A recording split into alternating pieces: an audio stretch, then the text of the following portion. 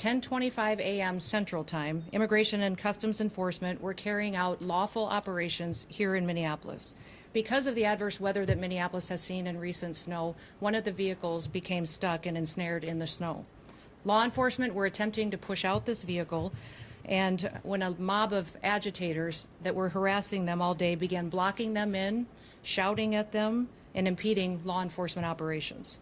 ICE officers and agents approached the vehicle of the individual in question, who was blocking the officers in with her vehicle, and she had been stalking and impeding their work all throughout the day.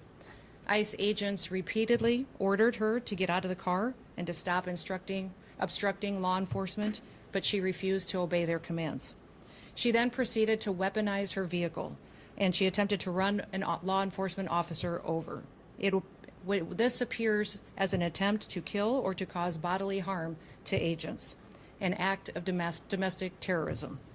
The ICE officer, fearing for his life and the other officers around him and the safety of the public, fired defensive shots. He used his training to save his own life and that of his colleagues. He was treated at a local hospital, has been released, and is now with family. I encourage the American people at this point in time to pray for him, but also to pray for the deceased's family and her loved ones. Today alone in this country, there have been 4 different domestic terrorist attacks on federal officers by the ramming of vehicles. 3 of them happened here in Minneapolis. We've seen over 100 of these vehicle rammings happen in just recent weeks, and this must stop. ICE alone is facing a 1,300% increase in assaults against them and an 8,000% increase in death threats against all of them. In fact, the very same officer who was attacked today had previously been dragged by an anti-ICE rioter who had rammed him with a car and drug him back in June. He sustained injuries at that time as well. Let me remind you why we're all here in this city today and why we've been here. In communities across this country and here in Minneapolis, we're just enforcing the laws that we have in this country. For years under President Biden, tens of millions of dangerous criminal illegal aliens, terrorists, and suspected terrorists were allowed to invade our country over our southern border. They were allowed to steal, to defraud, and to perpetuate violence against American citizens. Regardless of who your mayor or who your governor is, President Trump promised every single American that he would make America safe again.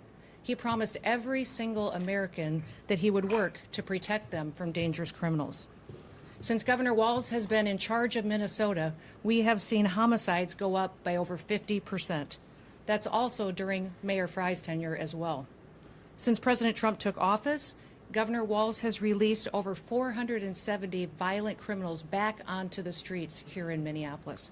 He has another 680 of them still within his jurisdiction that he could give to us today to face the consequences for their crimes. Because Governor Walz and Mayor Frey refuse to protect Minnesotans, and instead they protect these criminals, that's why we are here. We didn't just show up yesterday, we've always been here. We're surging operations because of the dangerous situation we see in this country and because we're no longer going to allow illegal criminals to damage and harm, to kill, to sexually abuse, to proliferate drugs, and to steal American taxpayers' dollars. This state has faced unprecedented immigration fraud. It's seen unprecedented benefit fraud.